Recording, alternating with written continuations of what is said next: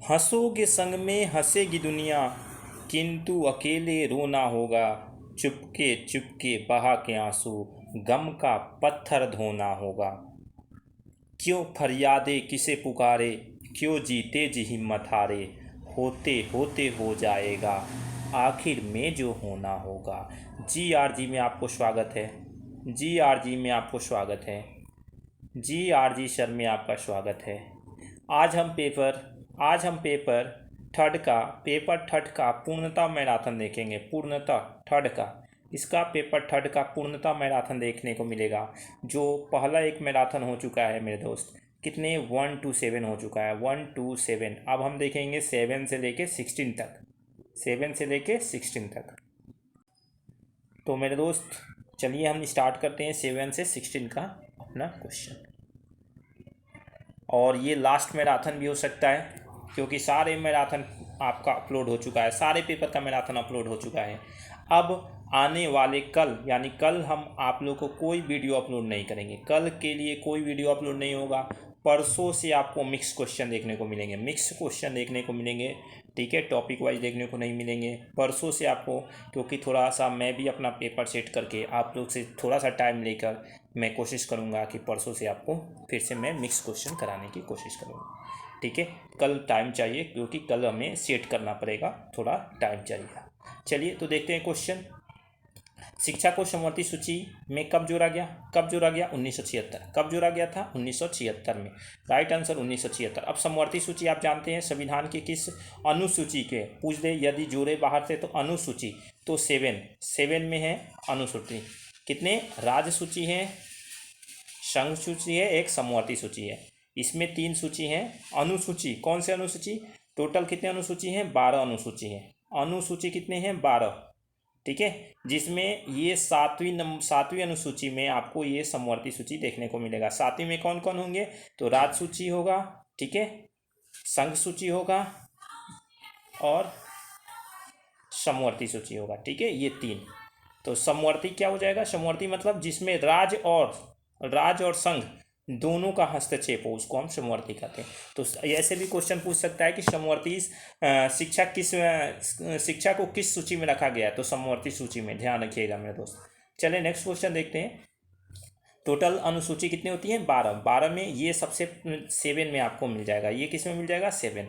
और 8 है आपको भाषाओं से। 8 जो अनुसूची है वो भाषा से रिलेटेड है। चलिए नेक्स्ट क्वेश्चन देखिए। 6 से 14 वर्ष के बच्चों को शिक्षा दी जाती है कैसे? निःशुल्क। कैसे दी जाती है? निःशुल्क, फ्री में। नेक्स्ट क्वेश्चन देखिए। एनपीएस, एनपीएस का फुल फॉर्म है, एनपीएस का फुल फॉर्म। और कुछ कोई भाई साहब है जो योग बोल रहा है, योग मैंने नहीं पढ़ा था, जुंग पढ़ा था, जुंग। ठीक है, यह ध्यान रखिएगा। कुछ क्वेश्चन होते हैं तो एनपीएस का फुल फॉर्म पूछा है, तो एनपीएस का full form B number, national policy of education. ठीक है मेरे दोस्त, नेशनल पॉलिसी ऑफ एजुकेशन। 6 से 14 वर्ष के बच्चों को शिक्षा का दायित्व कब तक राज्य सरकार पर है? कब तक? तो 1960। 1960 राइट आंसर। राष्ट्रीय सलाहकार समिति 1992 में प्रोफेसर यशपाल की अध्यक्षता में किस रिपोर्ट के नाम से जाना गया है? किस रिपोर्ट के नाम से जाना गया है मेरे दोस्त? तो देखिए 1900 यशपाल के, ये आपको क्वेश्चन देखने को मिल रहा है। शिक्षा बिना बोझ की, शिक्षा बोर्ड की, शिक्षा कॉपी किताब से लदी हुई और शिक्षा गठन की विधि, यानी आपको ए नंबर। किस शिक्षा की रिपोर्ट में का मतलब राष्ट्रीय सलाहकार, तो शिक्षा बिना बोझ का। ठीक है, अब आइए। राष्ट्रीय माध्यमिक शिक्षा बोर्ड की स्थापना पूछा है। केंद्रीय क्या पूछा है? केंद्रीय माध्यमिक क्या पूछा है दोस्त? केंद्रीय माध्यमिक। थोड़ा और जूम कर लेते हैं, आप लोग को देखने को मिल जाए पूरे। केंद्रीय माध्यमिक शिक्षा बोर्ड की स्थापना कब हुई थी? तो 1960 में। ठीक है, नेक्स्ट क्वेश्चन देखिए। किस सिफारिश पर भारत सरकार ने केंद्रीय विद्यालय खोलने की योजना बनाई? किस सिफारिश के? तो देखिए, पहली वेतन आयोग गलत, दूसरी वेतन आयोग में किसकी? केंद्रीय विद्यालय मतलब के वी एस। ठीक है, नेक्स्ट क्वेश्चन देखिए। नेक्स्ट क्वेश्चन देखते हैं। एनवीएस कब पंजीकृत हुई? एनवीएस कब? 1985। एनवीएस का फुल फॉर्म क्या होगा? एनवीएस का फुल फॉर्म आप लोगों को बता दिया गया है। और किसके काल में सबसे ज़्यादा खोला गया, किसके काल में, तो राजीव गांधी के काल में। आप लोग पता है राजीव गांधी के काल में सबसे ज़्यादा आपको ये एनवीएस देखने को मिलेगा, क्योंकि उन्होंने हर ज़िले में एक एनवीएस खोलने की क्या की थी, घोषणा की थी। ठीक है, यानी और कब उसका स्थापना हुआ, पंजीकृत कब हुआ एनवीएस, तो 1985 में। ठीक है, नेक्स्ट क्वेश्चन देखिए, भारत के वर्तमान में राष्ट्रीय मुख्य विद्यालयों की संख्या कितनी है, तो 346। कितनी है, 346। विद्यालयों में विज्ञान की शिक्षा का सुधार कब शुरू की गई, कब शुरू की गई में, तो आपको ए नंबर राइट आंसर मिलेगा, ए नंबर राइट। 1870 से लेके 88, 1970 से लेके 1988 तक। ठीक है, नेक्स्ट क्वेश्चन देखिए, माध्यमिक शिक्षा परिषद की स्थापना किसके सिफारिश पर हुई, माध्यमिक शिक्षा परिषद की स्थापना किसके सिफारिश पर हुई, तो देखिए आपको यह देखिए हंटर आयोग ये भी थे। अब इस तरह से मिक्स क्वेश्चन दे देगा। ठीक है, अब यहाँ दे दे आपको क्या, राधा सर्वकृष्ण, तो वो नहीं होगा, क्योंकि ये माध्यमिक नहीं, राधा कृष्णन आयोग क्या था, वो विश्वविद्यालय के लिए था। ठीक है, यहाँ आज ये केंद्रीय विश्वविद्यालय आयोग, कलकत्ता विश्वविद्यालय आयोग डी, तो माध्यमिक शिक्षा आयोग D number right answer. Bharat, एक दो क्वेश्चन गलत हो सकते हैं मेरे दोस्त, आप लोग जरूर उसको कंफर्म करेंगे, बाकी एक दो से ज़्यादा क्वेश्चन गलत नहीं मिलेंगे, क्योंकि बुक में ही अलग अलग आंसर दिया था, जैसे मैंने कल आपको दिखाया भी था प्रूफ के तौर पे। तो इसलिए थोड़ा आप लोग भी देखेंगे, छानबीन करेंगे। भारत में कितने प्रकार के विश्वविद्यालय हैं, भारत में 3 प्रकार के विश्वविद्यालय हैं। कौन कौन विश्वविद्यालय हैं, तो आइए, भारत के 3 प्रकार के विश्वविद्यालय हैं, उनमें से एक नहीं है, एक नहीं है, कौन नहीं है, तो जिला स्तरीय। कौन नहीं है, जिला स्तरीय। बाकी देखिए, बाकी आपको देखने को मिल रहा है केंद्रीय विश्वविद्यालय, राज्य विश्वविद्यालय और विश्वविद्यालय समझी जाने वाली संस्था, ये भी आपको 3 देखने को मिलेगा, बाकी ये जिला स्तरीय आपको देखने को नहीं मिलेगा। ठीक है, नेक्स्ट क्वेश्चन देखते हैं, विश्वविद्यालय समझी जाने वाली संस्थाएं का निर्माण गठन किसके द्वारा किया गया, किसके द्वारा किया गया, तो विश्वविद्यालय अनुदान आयोग का गठन धारा 4 में किया गया, धारा 3 में किया गया, किसके द्वारा, तो धारा 3 के तहत। और यह किस यूजीसी के अधिनियम, यूजीसी अधिनियम के धारा 3 से इसका स्थापना किया गया। ठीक है, ये ध्यान रखिएगा। वैसे विश्वविद्यालय जो कॉलेज की मान्यता देते हैं तथा संचालन करते हैं, उस विश्वविद्यालय को कहा जाता है, क्या कहा जाता है, तो संबद्धक विश्वविद्यालय। ठीक है, अब आ जाइए, वैसे विश्वविद्यालय जो स्वयं सारे काम करें और जैसे कि टीचर नियुक्ति भी वही करें। ठीक है, स्वयं काम जो करता है, वैसा विश्वविद्यालय जो स्वयं सारे काम करे, जैसे टीचर नियुक्ति करना, ठीक है, कक्षा संचालन करना, ETC, तो उस तरह के विश्वविद्यालय को हम एकात्मक विश्वविद्यालय कहते हैं। कौन सा विश्वविद्यालय कहते हैं, एकात्मक। संविधानिक कॉलेज जिस विश्वविद्यालय के अंतर्गत आते हैं, संविधायी कॉलेज को बात कर रहा है, संविधायी कॉलेज की बात कर रहा है, तो ये किस में आ जाएगा, संगठनात्मक में आ जाएगा। ठीक है, यहाँ देखिए संविधायी, यहाँ देखिए संगठनात्मक। भारत में कुल कितने राज्य विश्वविद्यालय हैं, तो 215। इसके डिजिट कहीं अलग देखने को मिल सकता है बुक में, आप लोग जरूर देखेंगे, ये डिजिट अलग अलग भी देखने को मिलता है।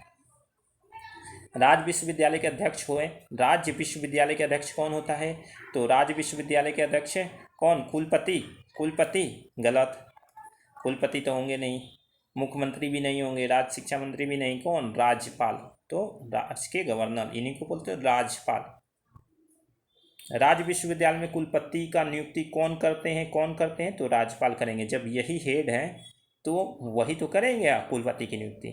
अब आइए, कुलपति की नियुक्ति कितने वर्ष के लिए होते हैं, कितने वर्ष के लिए कर सकते हैं आप कुलपति की नियुक्ति, वर्ष टाइम पूछ दिया है, तो आपको 3 से 5 वर्ष तक। ठीक है, विश्वविद्यालय में 3 संस्थाएं होती हैं, उनमें से एक नहीं है, कौन कौन 3, अब ये पूछ रहे 3 संस्थाएं होती है, कौन कौन, तो सीनेट या कोर्ट, सिंडिकेट या कार्यकारिणी परिषद, संकाय, तो कौन नहीं होता है, अध्यक्ष परिषद। ठीक है, अब चलते हैं नेक्स्ट क्वेश्चन की तरफ बढ़ते हैं। विश्वविद्यालय का गठन किसकी सिफारिश पर हुआ, तो कोठारी कमीशन, किसके, कोठारी कमीशन। ये कब आया था? तो 1964 में आया था, मतलब, और रिपोर्ट 1966 में, इसलिए ये 1964-66 काउंट होता है। ध्यान रखिएगा, ध्यान रखिएगा, क्वेश्चन बहुत इंपॉर्टेंट। मानव संसाधन विकास मंत्रालय में विद्यालय शिक्षा की ढांचा क्या थी? क्या थी पूछा है, ढांचा क्या थी? सबसे पहले आपको संयुक्त, संयुक्त से छोटे कौन? संयुक्त सचिव, और उससे छोटे उप सचिव और शिक्षा निदेशक, ठीक है। अब यदि ऐसे रहता तो फिर ये बड़ा बड़ा का इंडिकेट करता। तो देखिए यहाँ बोल दिया संयुक्त सचिव से छोटे हैं सचिव, तो ये गलत ऑप्शन, ये भी आपको गलत, यानी ये नंबर राइट आंसर हो जाएगा। माध्यमिक शिक्षा संबंधी सबसे पुरानी संस्था का क्या नाम है? क्या नाम है सबसे पुरानी संस्था का पूछा है। तो केंद्रीय शिक्षा सलाहकार बोर्ड, ठीक है, केंद्रीय शिक्षा सलाहकार बोर्ड। केंद्रीय शिक्षा सलाहकार परिषद का गठन कब हुआ? कब हुआ? तो 1921 में। विद्यालय शिक्षा सलाहकार परिषद में किसकी सिफारिश पर खत्म कर दिया गया था? किसके सिफारिश पर ख़त्म कर दिया गया था? तो रिट्रेचमेंट समिति जो थी, वही केंद्रीय सलाहकार समिति परिषद को क्या कर दी थी? अपने सिफारिश से ख़त्म कर दी थी। केंद्रीय शिक्षा सलाहकार परिषद के पुनः डैश की सिफारिश संगठित की गई, किसने किया? तो हार्टग समिति। किसने? हार्टग समिति। अखिल भारतीय माध्यमिक शिक्षा आयोग का गठन कब हुआ था? कब हुआ था? तो 1955। अखिल भारतीय माध्यमिक शिक्षा के कितने सदस्य थे? कितने सदस्य थे? तो 22, D number right answer. Akhil Bharatiya माध्यमिक शिक्षा आयोग के अध्यक्ष कौन होता है? कौन होता है? तो भारतीय राज्य के शिक्षा सलाहकार, राज्य के शिक्षा सचिव होता है, राज्य के शिक्षा सचिव होता है वरिष्ठ आईएएस, वरिष्ठ आईएएस। ध्यान रखिएगा, राज्य के शिक्षा सचिव कौन होता है? तो राज्य के वरिष्ठ आईएएस होते हैं। नेक्स्ट क्वेश्चन देखिए, शैक्षिक प्रशासन में सबसे महत्वपूर्ण स्तर है, किसका सबसे महत्वपूर्ण स्तर है? तो आपको देखिए राज्य स्तर के माध्यमिक प्रशासन भी मिल जाएगा, केंद्रीय स्तर और जिला स्तर, सभी का, यानी डी नंबर राइट आंसर। अभी आपने देखा होगा पिछले कई पेपरों में ऑपरेशन ब्लैक बोर्ड से संबंधित क्वेश्चन जरूर आए होंगे, ठीक है। अब पूछा गया कब और किसके द्वारा लागू किया गया? तो देखिए ये 1987-88 में किया गया और केंद्र सरकार द्वारा लागू किया गया। तो क्वेश्चन बहुत बन सकते हैं, एक दो क्वेश्चन इधर से उधर बन सकते हैं। सर्व शिक्षा अभियान कब शुरू किया गया? कब शुरू किया गया दोस्त? 2001 में, 2001 में। अब 7 नंबर टॉपिक हम देखते हैं। 7 नंबर टॉपिक क्या है? शैक्षिक पर्यवेक्षण, ठीक है, रिकॉर्ड चल रहा है, हाँ। शिक्षण के पर्यवेक्षण के मुख्य उद्देश्य होना चाहिए, क्या उद्देश्य होना चाहिए? छात्र कल्याण की उन्नति, ये तो है। स्कूल की सुविधाओं के उचित उपयोग, ये तो नहीं है। पाठ चर्चा का संचालन, ये भी नहीं। परीक्षा के सफलता की उपलब्धि, यानी ए नंबर राइट आंसर हो। यही मुख्य उद्देश्य है कि छात्र कल्याण की उन्नति हो। पर्यवेक्षक मुख्य रूप से होना चाहिए, कैसा होना चाहिए? निवारक और सुधारक होना चाहिए, निवारक और महत्वपूर्ण नहीं। पर्यवेक्षक का मूल उद्देश्य है, क्या उद्देश्य है? शिक्षक की सहायता करना, 1 नंबर ये ऑप्शन हो जाएगा। शिक्षण विधि को सुधार करने के लिए, बालक के समझने के लिए, बालक को समझाने के लिए, बालक को प्रभावी ढंग से सिखाने के लिए, यानी डी नंबर। यहाँ ई नंबर ऑप्शन होता, ये ए नंबर राइट आंसर होता, ये ए बी ऑप्शन चेंज हो जाता। तो ये आपको देखने को मिलता है क्या? बालक को प्रभावी ढंग से सिखाने के लिए, ठीक है। पर्यवेक्षण का मूल यही उद्देश्य है। स्कूल प्रशासन में सबसे बड़ी आलोचना यह है, क्या आलोचना है? क्या आलोचना है? तो इन्हें प्रशासन पसंद है, नहीं सॉरी, इन्हें प्रशंसा पसंद है, गलत हो जाएगा। या बहुत आलसी होते हैं, यह भी गलत हो जाएगा। वह नेतृत्व करने में विफल रहें, यानी C number right answer, C number right answer. अब आइए, प्रभावी पर्यवेक्षण द्वारा इंगित किया गया है, किसको इंगित किया गया है? शिक्षण एवं पर्यवेक्षण के बीच अच्छे संबंध। बाकी आप ऑप्शन पढ़िएगा।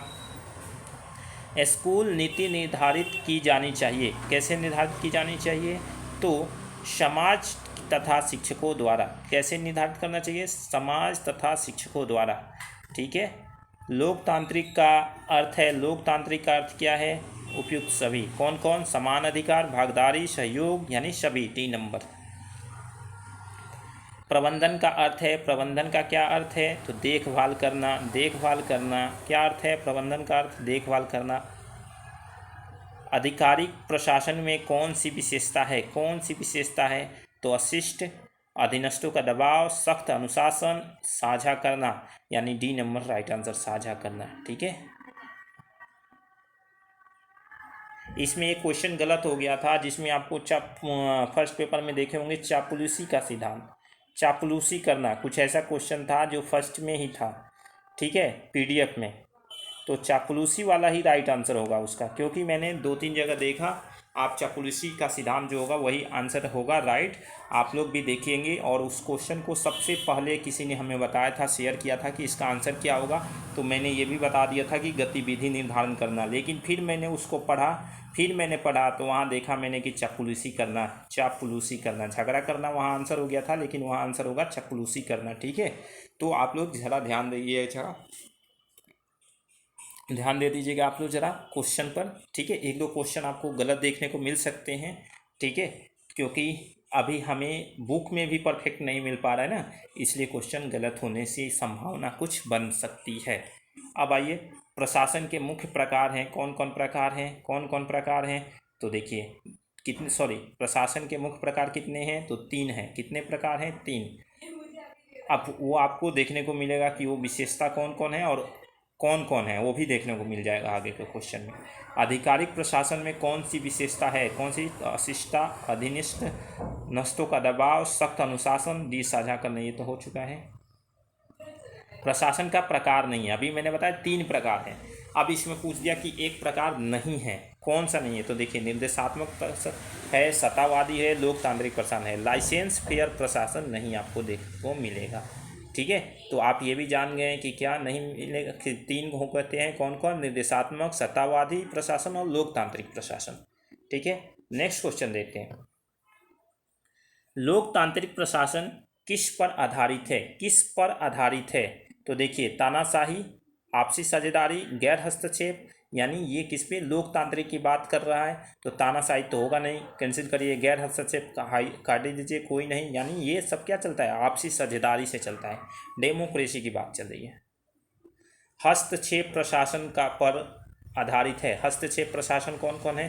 तानाशाही, आपसी साझेदारी, गैर हस्तक्षेप और है कोई नहीं। तो तानाशाही तो होगा नहीं हस्तक्षेप प्रशासन में, गैर हस्तक्षेप में ये भी नहीं होगा, आपसी साझेदारी राइट आंसर हो जाएगा। किसने कहा कि पर्यवेक्षण शिक्षकों के नियंत्रण करने के लिए नहीं बल्कि सहकारी रूप से काम करने के लिए है? किसने कहा था? तो हे और फॉरसीड, है एंड फॉरसीड। पढ़िएगा जरूर, कथन जरूर पढ़ेंगे। गुलिक और अर्नविक के अनुसार प्रशासन के तत्व हैं, कौन कौन तत्व हैं? तो 7 तत्व हैं। गुलिक और अर्नविक के अनुसार प्रशासन के 7 तत्व हैं। स्कूल बजट में शामिल है, कौन कौन शामिल है? विकास व्यय, गैर विकास व्यय, यानी सी राइट आंसर। वैज्ञानिक प्रबंधन सिद्धांत के जनक हैं, कौन कौन हैं? तो फ्रेडरिक ट्रायल, हेनरी फयोल और टेरी और फ्रैंकलिन, यानी आपको टेरी और फ्रैंकलिन, जैकलिन नहीं बोल रहा हूँ, फ्रैंकलिन बोल रहा हूँ, ध्यान रखिएगा। कार्यक्रम के सभी तत्वों के बीच सामंजस्य लाना है, किसका लाना है? समन्वय का। किसका? समन्वय का। नेक्स्ट क्वेश्चन देखिए, शिक्षण अधिगम प्रक्रिया में पर्यवेक्षक आमतौर पर डैश द्वारा किया जाता है, किसके द्वारा? प्रधानाचार्य। किसके द्वारा? प्रधानाचार्य। पर्यवेक्षक की अंग्रेजी है, पर्यवेक्षक की अंग्रेजी सुपरविजन। सुपरविजन स्पेलिंग देखना है, सी नंबर राइट आंसर हो जाएगा। स्पेलिंग देखिएगा, सुपरविजन बना है super plus, super plus, super plus किससे बना है? विजन से। अब स्पेलिंग देखिए आप, SUPER, सुपर सही है, VISION, यानी बी नंबर राइट।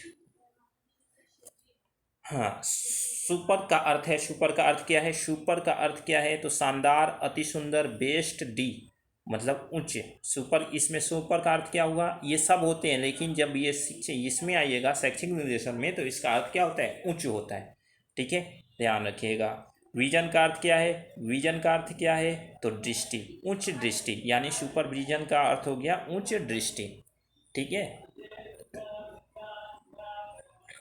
अब हम देखेंगे प्रधानाचार्य विद्यालय पर्यवेक्षक, प्रधानाचार्य विद्यालय पर्यवेक्षक के रूप। ठीक है। अब आइए, विद्यालय में प्रशासन के प्रबंधन हेतु अत्यंत महत्वपूर्ण भूमिका होता है अध्यापक, प्रधानाचार्य, छात्र या प्रबंधक। तो देखिए प्रधानाचार्य की बात हो रही है, तो आंसर किसकी आएगी? प्रधानाचार्य। प्रधानाचार्य को सर्वप्रथम किस रूप में गिनती होती है? तो एक शिक्षक के रूप में गिनती होती है प्रधानाचार्य की सबसे रूप में। विद्यालय में डैश नागरिकों का निर्माण किया जाता है। किसका निर्माण किया जाता है? भावी नागरिकों का निर्माण किया जाता है। प्रधानाचार्य के पर्यवेक्षक के रूप में निम्नलिखित कार्यों को करने पड़ते हैं। कौन कौन? तो कक्षा के लिए शिक्षण का अवलोकन भी करते हैं, शिक्षकों द्वारा दिए जाने वाला सर्वेक्षण भी है, प्रधानाचार्य द्वारा शिक्षकों को दिए गए प्रदत्त कार्य के सर्वेक्षण भी है, यानी डी नंबर राइट आंसर सभी। कक्षा शिक्षण के अवलोकन करना जरूरी है क्योंकि प्रधानाचार्य तथा शिक्षक के बीच सद्भाव बनाने की दृष्टि से, शिक्षक की प्रगति मूल्यांकन की दृष्टि से, सब कुछ सीखने की प्रगति और दृष्टिपात करने की दृष्टि से, और 4 नंबर कह रहा है शिक्षक के शिक्षण के अच्छे व कमज़ोर पक्ष के जानने की दृष्टि से। तो इसका जो राइट आंसर हो जाएगा वो सभी हो जाएगा। ये सभी अवलोकन करने की ज़रूरत है। किसके लिए कक्षा शिक्षण अवलोकन करना क्यों जरूरी है? ताकि प्रधानाचार्य तथा शिक्षक के बीच सद्भावना बनाए रखें। ठीक है, सद्भाव बनाए रखें तथा शिक्षकों को क्या हो, मूल्यांकन की दृष्टि से प्रगति कर सकें, ऐसे आप हो। इसलिए सभी राइट आंसर हो जाएगा। वीडियो रोक के पढ़िएगा। ये आपको लास्ट मैराथन क्लास देखने को मिल रहा है। लास्ट मैराथन क्लास जो सारे पेपर का हो चुका है, बस ये 3rd पेपर का बचा हुआ था। तो अब आपका काम क्या है? रिवीजन करना। मैंने आप लोग को आप लोग बोले कि सारे पेपर का मैराथन करा दीजिए, मैंने सब पेपर का मैराथन भी करा दिया। अब आप लोग रिवीजन करें। एक संस्था के प्रधानाचार्य के गुण हैं। कौन गुण है? कुशल, सक्षम, सफलता, नेतृत्व, सभी। 3 नंबर राइट आंसर। किसी भी संस्थागत शासन के रीढ़ डैश होता है। कौन सा रीढ़ होता है? मतलब यहाँ डैश कौन होते हैं? तो इसका प्रधानाचार्य हो जाएंगे। यदि यही क्या है, किसी भी संस्था के रीढ़ होते हैं। ठीक है। स्कूली संस्था की बात कर रहे हैं, किसी अलग संस्था की नहीं, क्या स्कूली के लिए, और अलग संस्था में प्रशासन। ठीक है। शिक्षण कार्य में अवलोकन करते समय प्रधानाचार्य को क्या करना चाहिए? तो देखिए 1 नंबर कह रहा है कि अध्यापक की गलती निकालना चाहिए, गलत है। दूसरा कह रहा है सहायक सामग्री का इस्तेमाल हो रहा है या नहीं, यह देखना चाहिए, ये तो सही है, ये तो देखना चाहिए। फिर कह रहा है कि प्रधानाचार्य को शिक्षक कार्य के लिए सुझाव देना चाहिए। कक्षा में सुझाव नहीं दे सकते प्रधानाचार्य, बाहर दे सकते हैं, जहाँ स्टाफ रूम है उसमें जाकर सुझाव दे सकते हैं, लेकिन कक्षा में नहीं दे सकते। तो ये भी गलत है, यानी आपका आंसर बी राइट हो जाएगा। छात्रों को अवलोकन करते समय प्रधानाचार्य को क्या करना चाहिए? तो छात्रों को सफाई देखना चाहिए, बच्चों को साफ सुथरी भोजन की व्यवस्था देखनी चाहिए, दोनों देखनी चाहिए। सी नंबर राइट आंसर, दोनों देखिए। प्रधानाचार्य को दृढ़ चरित्र वाला होना चाहिए। किसने कहा था? तो रायवर। किसने कहा था? रायवर ने। कैसा? दृढ़ चरित्र होना चाहिए। ठीक है, कथन जरूर पढ़ेंगे। क्या प्रधानाचार्य को कार्यालय आलेख का पर्यवेक्षक डैश रोज करना चाहिए, सप्ताह में करना चाहिए, कब करना चाहिए? रोज करना चाहिए, सप्ताह करना चाहिए। पर्यवेक्षण की बात चल रहा है, पर्यवेक्षक। ठीक है, कार्यालय का आलेख का पर्यवेक्षक कब करना चाहिए? रोज करना चाहिए, सप्ताह में करना चाहिए, महीना में करना चाहिए, नहीं करना चाहिए, रोज करना चाहिए। क्या आंसर हो जाएगा? रोज करना चाहिए। पर्यवेक्षण है डैश, पर्यवेक्षण है, बस उतना ही क्वेश्चन है। उसके बाद आपको ऑप्शन नंबर में देखना है 1 नंबर में कि यह प्रक्रिया हमेशा क्या है? चलो भाई, यह प्रक्रिया हमेशा चलते रहती है। इसमें जवाबदेह को ध्यान रखा जाता है। ठीक है, इसका आकलन निदान एवं दृष्टि से किया जाता है, यानी सभी राइट आंसर सभी। पर्यवेक्षक है, यह हमेशा नहीं चलता है, यह उत्तरदायी पे ध्यान रखा जाता है, या किसी प्रकार का केवल पर्यवेक्षक कार्य करता है यानी डी, सभी सभी सभी सभी राइट आंसर। अब देखिए 9 नंबर टॉपिक देखिए। 9 नंबर टॉपिक में शिक्षा के प्रबंधन, मैनेजमेंट एंड एजुकेशन, ये टॉपिक का नाम है। अब देखिए प्रबंधन का अंग्रेजी है मैनेजमेंट। बी नंबर देख लीजिएगा, स्पेलिंग देखना इसमें सही है, स्पेलिंग देखना है। प्रबंधन आधारभूत समन्वय का तथा संचालन सक्रिया है जिसमें संगठित प्रयास सम्मिलित रहते हैं। किसका कथन है? मैकफार्लैंड। प्रबंधन का क्षेत्र कौन सा है? बहुआयामी। कौन सा क्षेत्र है? बहुआयामी। प्रबंधन की विशेषता है सभी सामाजिक प्रक्रिया, विशिष्ट प्रक्रिया, स्वाभाविक प्रक्रिया, सभी। Right answer. शैक्षिक प्रबंधन कार्य है। शैक्षिक प्रबंधन का कार्य क्या है? तो देखिए नियोजन, संगठन, निर्देशन, नियंत्रण, समन्वय, मूल्यांकन, यानी डी, सभी। ध्यान रखिएगा, पूछ दे कि इसमें से कौन कौन कार्य नहीं है, तो देखिए 3 और 3 6 और अलग अलावा दे दे तो समझिए कि वो कार्य नहीं है। ठीक है, याद रखिएगा, नियोजन, संगठन, निर्देशन, नियंत्रण, समन्वय और मूल्यांकन। अब देखिए नेक्स्ट क्वेश्चन। वांछित उद्देश्यों की पूर्ति के लिए निर्मित एक उपयुक्त ढांचा अथवा तंत्र प्रबंधन कहलाता है। यह किसका कथन है? किशन चंद्र। शैक्षिक प्रबंधन का सोपान है। कौन कौन सोपान है? तो संगठन भी है, रिपोर्ट तैयार करना, बजट तैयार करना। D number right answer. प्रबंधन का साधारण अर्थ क्या है? व्यवस्था करना, नेतृत्व करना, आगे चलना। ए नंबर राइट आंसर। ये सभी हैं। आधुनिक प्रबंधन की विकास किस सदी में हुई थी? 19वीं सदी। प्रबंधन कैसे पनपा? मतलब प्रबंधन का उत्पत्ति कैसे हुआ? तो वाणिज्य से हुआ, व्यापार से हुआ, दोनों से हुआ। C number right answer. आधुनिक प्रबंधन के श्रेय किसको जाता है? पीडब्ल्यू टेलर को। आधुनिक श्रेय का प्रबंधन किसको जाता है श्रेय? तो पीडब्ल्यू टेलर को। आधुनिक प्रबंधन का विकास का जनक कौन है? तो हेनरी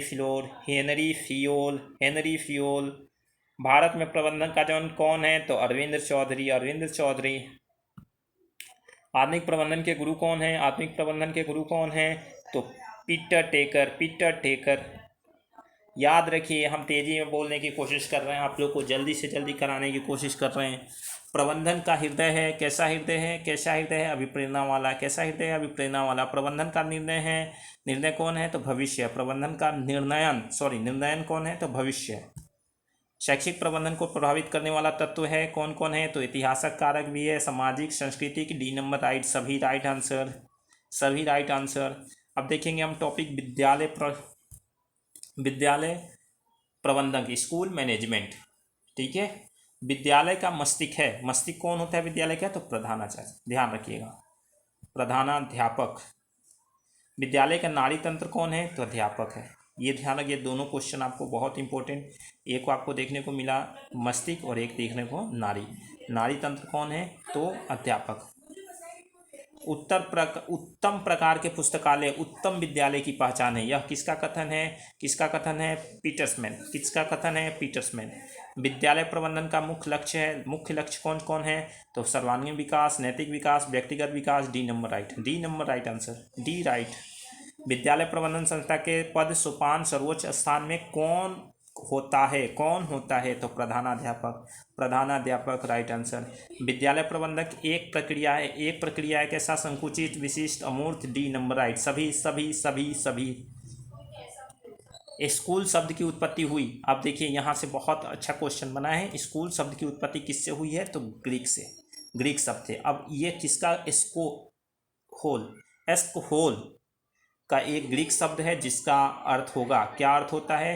तो अवकाश अर्थ होता है। इसका अर्थ क्या होता है? अवकाश। ध्यान रखिएगा, ये स्पेलिंग SKHOLE से इसका उत्पत्ति हुआ और यह क्या है? ग्रीक वर्ड है और इसका अर्थ होता है ग्रीक में अवकाश, जिसको हम लोग क्या बोलते हैं?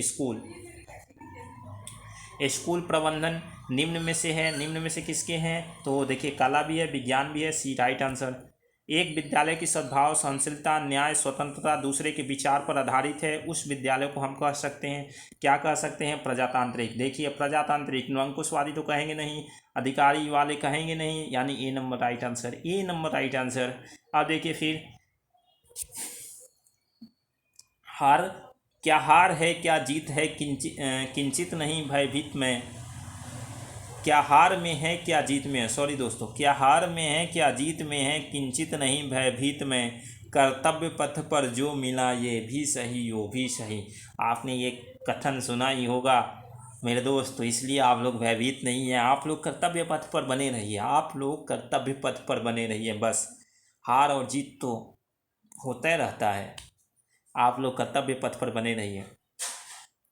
चलिए देखते हैं 11 नंबर टॉपिक देखते हैं, मानवीय संसाधन और प्रबंधन के संबंध। ठीक है, इसमें कहा है कि मानव संसाधन नहीं है, कौन नहीं है, तो धरती। मानवीय संसाधन धरती नहीं है, ये कैसे, प्राकृतिक संसाधन है। उत्तम कक्षा प्रबंधन के किस संसाधन का महत्वपूर्ण भूमिका होता है तो शिक्षक, किसका, शिक्षक का। उत्तम कक्षा प्रबंधन के लिए शिक्षक दायित्व है हमेशा समय पर कक्षा में आना चाहिए, छात्रों को उनके नाम से संबोधित करना चाहिए, छात्रों को बैठने की उचित व्यवस्था करनी चाहिए, सभी। यानी डी नंबर राइट आंसर हो जाएगा, डी राइट आंसर हो जाएगा सभी। उत्तम कक्षा में शिक्षक उत्तरदायी होता है विद्यालय समय सारणी का पालन करना, प्रधानाचार्य के आदेशों को महत्व देना, सभी शिक्षकों के साथ झगड़ा करना। आपको आंसर क्या हो जाएगा, डी नंबर, डी नंबर। यानी कौन कौन, उत्तम कक्षा के शिक्षक का उत्तरदायी होना और विद्यालय समय सारणी का पालन करना, ये दोनों राइट आंसर। आपको देखने को मिल रहा है 12 टॉपिक भौतिक संसाधन के बारे में। भौतिक संसाधन जो जिससे क्वेश्चन जितना बना है उतना मैंने बनाया है, आप लोग ज़्यादा से ज़्यादा क्वेश्चन करना है तो आप लोग भी बुक देखें, आप लोग भी जी नोट्स देखें, कुछ तो ज़रूर हो जाएगा, कुछ क्वेश्चन जरूर मिल जाएंगे आप लोग को भी। भौतिक संसाधन का प्रबंधन, भौतिक संसाधन के अंतर्गत आता है, कौन कौन आता है अंतर्गत, तो स्कूल के लिए भौतिक संसाधन, तो स्कूल भवन भी है, फर्नीचर भी है, पुस्तकालय भी है और खेल का मैदान भी है, यानी डी सभी सभी। अब ये भौतिक और ये भौतिक संसाधन में आप ये स्कूल के लिए भौतिक संसाधन की बात हो रही है। भौतिक संसाधन में नेचुरल आप न समझ जाइएगा, ठीक है, यानी धरती आकाश। अच्छे विद्यार्थी के अच्छे स्कूल ही उपज है, यह कथन किसका है, तो डॉक्टर जसवंत की, डॉक्टर जसवंत की। भौतिक संसाधन का महत्व है, क्या महत्व है, तो देखिए शैक्षिक उद्देश्यों की पूर्ति करता है, स्वास्थ्य के प्रति स्वास्थ्य एवं व्यक्तिगत का प्रभाव होता है और शिक्षण वातावरण के अभिन्न अंग है, यानी डी सभी सभी सभी सभी। 40 से 50 छात्रों को बैठने के लिए कमरे में माप होना चाहिए, माप है यहाँ, सॉरी माप लिख दिया है, माप है, क्या है, माप होना चाहिए, ठीक है। तो आपको क्या होना चाहिए, 40 या 50 बच्चे हों तो उसकी, जैसे ये कमरा है इसमें 40 से 50 लोगों को बैठाना है तो इसके माप क्या होना चाहिए, तो देखिए 30 और 40 होना चाहिए, 30 × 40 का होना चाहिए, ठीक है। अब चलिए छोटे मैदान में खेले जाने वाले खेल कौन कौन हैं, छोटे मैदान में कौन कौन खेल सकते हैं, खो खो खेल सकते हैं, कबड्डी खेल सकते हैं, क्रिकेट तो बड़े मैदान का खेल है तो हटा दीजिए, D number right answer, D में दिया है ए और बी। विद्यालय भवन की विशेषता है, विद्यालय भवन की विशेषता क्या है, तो आपको सभी मिल जा रहा है, पर्याप्त स्थान, आर्थिक सुविधा, लोचनशीलता, D number right answer, D number right answer. 13 number देखिए, टॉपिक 13 नंबर देखिए, प्रबंधन के स्तर पर शैली उपागम की कौशल है। प्रबंधन के 3 स्तर होते हैं, उनमें से एक नहीं है, शीर्ष स्तर, मध्य स्तर, निम्न स्तर। तो देखिए ये तीनों हैं, प्रबंधन के 3 स्तर हैं, इनमें से पूछा एक नहीं है तो इसका आंसर हो जाएगा कोई नहीं, इसमें तो सभी यही है तो इसको आपको नहीं पूछा, इसलिए इसका आंसर क्या हो जाएगा, कोई नहीं। शीर्ष स्तर के प्रबंधन में शामिल होते हैं, कौन कौन शामिल होता है, तो प्रबंधन मंडल, प्रबंधक, निर्देशक, general manager, D number right answer, D right answer. निम्न स्तर के प्रबंधन में शामिल होते हैं, कौन कौन शामिल होता है, तो सुपरिटेंडेंट, लेखापाल, फोरमैन, डी नंबर राइट सभी, डी राइट। भवन स्तर के प्रबंधन में शामिल होते हैं, कौन कौन शामिल होते हैं, विभाग के अध्यक्ष, क्षेत्रीय मैनेजर, प्लांट मैनेजर, डी सभी राइट आंसर। प्रबंधन कौशल के कितने प्रकार होते हैं, कितने प्रकार होते हैं, तो 4, कितने प्रकार होते हैं, 4। शिक्षण प्रबंधन के कितने उपागम होते हैं, 7, कितने होते हैं, 7। अब देखिए यहाँ उपागम पूछा है और यहाँ क्या पूछा है, प्रबंधन कौशल, ठीक है, तो वहाँ 4 और यहाँ 7, ये सब थोड़ा सा क्वेश्चन कंफ्यूजन करते हैं कि कौन किसने कहाँ से कितना किया। अब आइए 14 नंबर टॉपिक देखना है हमें, कक्षा कक्ष प्रबंधन। तो किसके अनुसार कक्षा कक्ष संगठनात्मक कार्य प्रणाली है, तो देखिए जॉन्स बुक्स के अनुसार, कक्षा कक्ष के घटक कौन नहीं है, कौन नहीं है, तो एस्टिक्स। देखिए छात्र अध्यापक भी हैं, छात्र भी है, मध्यस्थ भी है। एस्टिक मतलब छड़ी, छड़ी एस्टिक की बात कर रही है, तो ये घटक नहीं है। छात्र अध्यापक और मध्य स्ट्रक्चर होना चाहिए। मध्य स्ट्रक्चर मतलब पाठ्यक्रम होना चाहिए।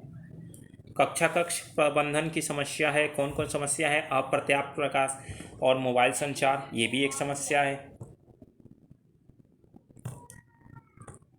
कक्षा में अत्यधिक भीड़, ये भी है। नित्यदिन चर्चा का अभाव, ये भी है। सभी कक्षा कक्ष की आवश्यकता है, क्या क्या आवश्यकता है? प्रभावशाली अध्यापन के लिए सदुपयोग के शुद्ध, ये सभी, यानी ये हो जाएगा दोनों, दोनों सी नंबर राइट आंसर। पढ़िएगा आप, कक्षा कक्ष की आवश्यकता पूछा है तो प्रभावशाली अध्यापन के लिए एक हो जाएगा। दूसरा ऑप्शन है कि समय का सदुपयोग करने के लिए, यानी दोनों राइट आंसर। अंतर्द्वंद टॉपिक 15 देखिए, अंतर्द्वंद अर्थ, प्रकार एवं स्रोत। ठीक है, किसका कथन है कि अंतर्द्वंद एक ऐसी प्रक्रिया है जिसमें एक पक्ष यह देखता है कि अन्य पक्ष क्रिया है या नहीं अपनी रुचि का विरोध कर रखे, यानी यह किसका कथन है? तो आपको ग्रीनबर्ग और वॉरन का आंसर राइट हो जाएगा। अंतर्द्वंद के 3 दृष्टिकोण प्रचलित हैं, उनमें से एक नहीं है। कौन कौन? तो देखिए, परंपरागतवादी दृष्टिकोण है, मानवीय संसाधन के दृष्टिकोण है, अंतर दृष्टिकोण है, व्यक्तिगत दृष्टिकोण वाला नहीं है, यानी डी राइट आंसर। अंतर्द्वंद के प्रकार हैं, अंतर्द्वंद के प्रकार हैं, इनमें से एक, मतलब प्रकार हैं और उनमें से एक नहीं है। 3 प्रकार हैं अंतर्द्वंद के, उनमें से एक नहीं है पूछा है। तो देखिए, पहले तो ये जान लीजिए कि 3 कौन कौन है। तो कार्य अंतर्द्वंद है, संबंधात्मक अंतर्द्वंद और प्रक्रिया अंतर्द्वंद। कौन नहीं है? तो संकुचित अंतर्द्वंद। ठीक है, यानी ये नहीं है। और 3 है तो कौन कौन? कार्य अंतर्द्वंद, संबंधात्मक अंतर्द्वंद और प्रक्रिया अंतर्द्वंद। अंतर्द्वंद के स्वरूप हैं, स्वरूप कैसा है? तो देखिए, प्रक्रिया, विपक्ष, अनिवार्य, सभी। सभी अंतर्द्वंद सभी होते हैं, सभी अंतर्द्वंद की स्वरूप होते हैं। कौन कौन? विपक्ष भी होता है, प्रक्रिया भी होता है, अनिवार्य भी होता है, और आपको सभी। आप लोग क्या करेंगे? वीडियो को ज़्यादा से ज़्यादा देखिए और शेयर करिए, शेयर लाइक ज़रूर करिए। आप लोग के लिए मैं इतना मेहनत करता हूँ, आप लोग नहीं करते हो शेयर लाइक। अभी यदि आप लोग शेयर लाइक करते तो हम आप लोग के लिए अभी आप लोग के लिए क्या करता? मिक्स क्वेश्चन का प्रैक्टिस सेट बनाता, लेकिन आप लोग शेयर नहीं कर रहे हैं। संस्था प्रबंधन के अंतर्द्वंद प्रबंधन की भूमिका है तो किसका है? खोज की अभिवृत्ति, परिश्रमी, अभिव्यक्ति की साझेदारी। D number right answer. एक बार देख लें, सारे PDF देख लीजिए आप लोग। जिसको लेना है PDF वो संपर्क कर सकता है किसी भी। आपको पेपर 2 का ही दिखा दूँ आप लोग को, नहीं ये कैंसिल करो। PDF जिसको लेना है, ये पेपर 3 का है क्या? ये अलग बना हुआ है। आप लोग देखे होंगे पेपर, बहुत ऐसे जो पेपर है आपने देखा होगा। पेपर 4 है। आप लोग PDF देख लेंगे। जिसको लेना होगा वो कांटेक्ट कर सकता है। किस पे कांटेक्ट कर सकता है? तो 7494 ऐसे है क्या? 74 करके कोई नंबर है, आप उस पर ज़रूर संपर्क कर लीजिएगा। जिसको PDF की ज़रूरत हो। अब आइए, प्रधानाध्यापक उत्तरदायित्व नहीं है। किसके उत्तरदायित्व नहीं है? तो देखिए, आपूर्ति प्रबंधन के लिए तो है, विद्यालय वित्त प्रबंधन के लिए भी है, पुस्तकालय के लिए भी है। डी नंबर, बिजली के लिए वो उत्तरदायी नहीं है। दोस्तों, झुकता वही है जिसमें जान होती है, अकर तो मुर्दों की भी पहचान होती है। इसलिए कोई यदि आपको झुकाए तो ज़रूर झुक जाइएगा। आप एक हरे पौधे, सूखे पौधे नहीं हैं, आप एक हरे पौधे हो। जिस तरह से डालियाँ उसकी झुकी रहती है लेकिन फल दिया करती है, उसी तरह से आप भी झुके रहें, नर्म रहें, एकदम कोई भी तरह का टेंशन न दें, और पेपर फ्री हो के आप पेपर दीजिए। टेंशन फ्री हो के, टेंशन फ्री हो के आपको क्या हो जाइए? पेपर दीजिए। ठीक है। The roots of education are bitter but the fruits is sweet. आप लोग ये सुने होंगे, ये कथन किसका है? यूनान के विश्व प्रसिद्ध दार्शनिक अरस्तु जी का है। ठीक है, यह कथन किसका था? विश्व प्रसिद्ध दार्शनिक अरस्तु जी का था। The roots of education are bitter, जो एजुकेशन का रूट्स है वो बहुत खट्टा होता है, बट फ्रूट्स इज स्वीट, और उसका जो फल होता है वो बहुत स्वीट होता है। ठीक है, तो आपके लिए एक गोल्डन पीरियड है, student life is a golden period. ठीक है, आप जहाँ से क्वेश्चन ढूंढने को मिले, आप जहाँ से वहाँ से आप क्वेश्चन देखिए, और पेपर के लिए टेंशन नहीं लीजिए, पेपर फ्री होकर दीजिएगा। ये 16 नंबर टॉपिक पूरे हो गए क्या?